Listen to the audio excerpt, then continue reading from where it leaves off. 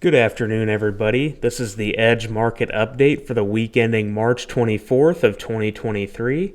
We experienced another volatile week last week in commodities and pretty much all futures markets, but we did experience the first net short position for funds in corn since August of 2020. And then we did have quite a bit of liquidating in the soybean market the past week as Brazil continues to harvest a monster soybean crop, and they are pretty much flooding the soybean market because they don't have the logistics to store that grain, and so they're offering their soybeans about $1.60 cheaper on the world market than U.S. soybeans currently. So that has, a mix of things has caused a pretty big sell-off in the soybean market.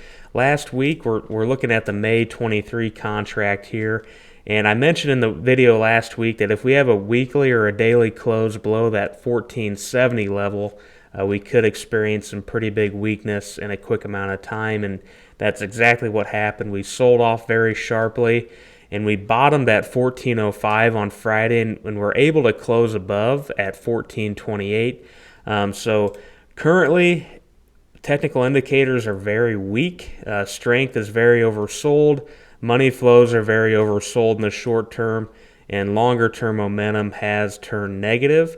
What I would like to see here is some basing and consolidation of price above this 1420 level up to that 1470 level where we failed at major support, and start to build and form a bottom here in price. That's my first goal.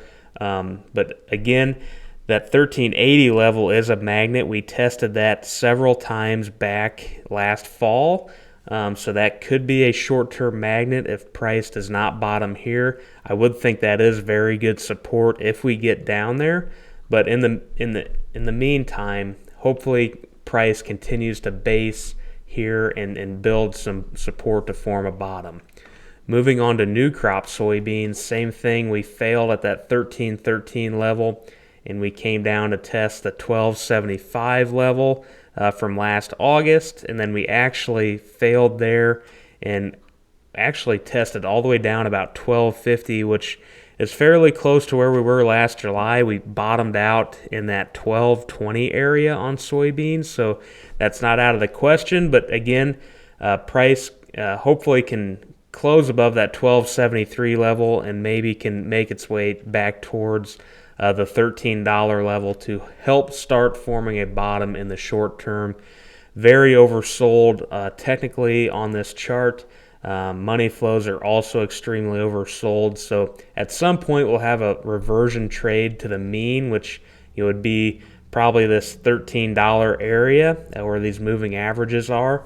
But for now, it is what it is. We'll just have to pay attention to what the fundamental news continues to come out.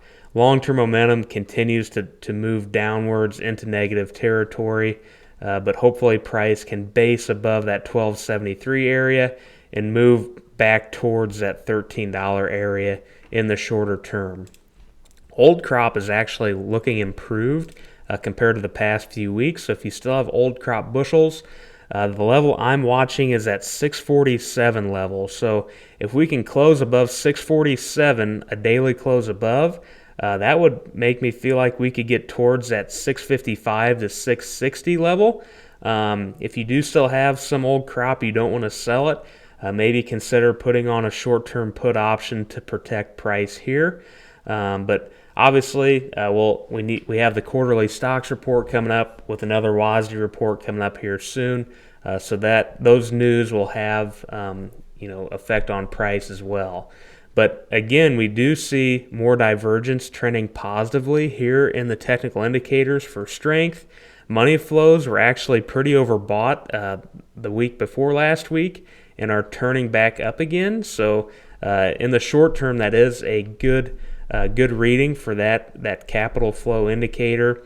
And then long-term momentum, we are negative, but we are starting to trend back towards that neutral line. So again, 647 is pretty good resistance. That 636 level is support for now, along with that 630 level on the moving averages. And then below there is the bottom of that bull flag channel at about the 615 level. And then to finish out with new crop corn, haven't gotten the bounce back quite as much as the old crop corn contract has, but we have seen some improvement the past few days. That 560 level where that 20-day moving average is coming in is a pretty big level where I would consider that to be resistance. If we could make our way above that, obviously we could get back to that 570 to 580 area if we have the fundamental news to support that. Below, we have some good support at that 550 level, and then we have the long-term support all the way back from last July through August at 542 to 543, where that would most likely act as good support if it were tested. Strength, we're also seeing some positive divergence here, and it's making its way back towards a neutral position. Money flows, we are trending higher as well. So in the short term, that is favoring potentially some more upside to this area. Long-term support or long-term momentum is negative, but we are trying to kind of turn here and head back towards neutral, but we'll continue to watch this. But again, for new crop sales, I would consider them to be on hold for now. We're extremely oversold in the shorter term on both corn and beans. So there should be sometime in the spring where we do have a recovery in technical indicators to where they are stronger, and that is where we need to consider to either make sales or put some price floors in on our crop and protect the price on those bushels. Thank you very much for watching. If you have any questions, feel free to contact us, and have a good week.